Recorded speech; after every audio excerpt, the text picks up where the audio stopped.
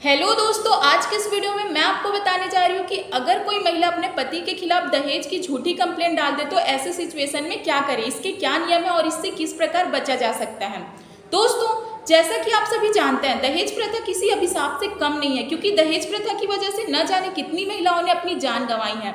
दहेज प्रथा के कारण कितने मासूम महिलाओं को हिंसात्मक घटनाओं का सामना करना पड़ा है। इन्हीं कारणों से दहेज प्रथा के विरुद्ध कानून में सख्त नियम बनाए गए हैं। दहेज प्रताड़ना से महिलाओं को बचाने के लिए 1986 में आईपीसी की धारा 498 एक्ट का प्रावधान किया गया। इसे दहेज निरोधक कानून कहा जाता है। इसके अनुसार अगर किसी महिला को दहेज के लिए मानसिक, शारीरिक या फिर किसी भी तरह से प्रताड़ित किया जाता है तो महिला की शिकायत पर इस धारा के तहत केस दर्ज किया जाता है।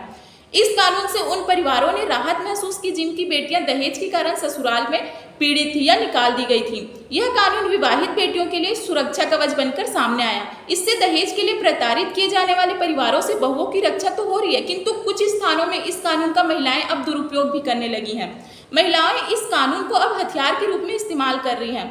दोस्तों, कई बार मामूली विवाद के चलते अपने पति से बदला लेने के लिए या अपने पति के परिवार वालों से बदला लेने के लिए या पैसों की लालच में आकर महिलाएं अपने ही पति को दहेज के झूठे केस में फंसा देती हैं, जिसके कारण उसके पति और उसके परिवार वालों को बहुत सारी परेशानियों का सामना करना पड़ता है।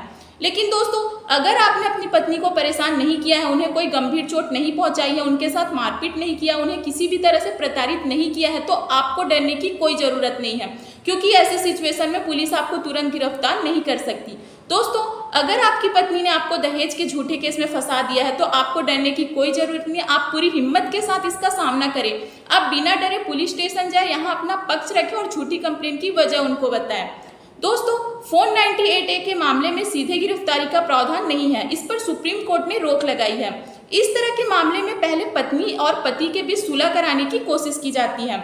यदि पत्नी महिला थाने में केस दर्ज करती है तो आपको वहां काउंसलिंग के लिए बुलाया जाएगा और आपसी मतभेद दूर करने की कोशिश की जाएगी। यहाँ आप सारी बातें सच सच बता सकते हैं।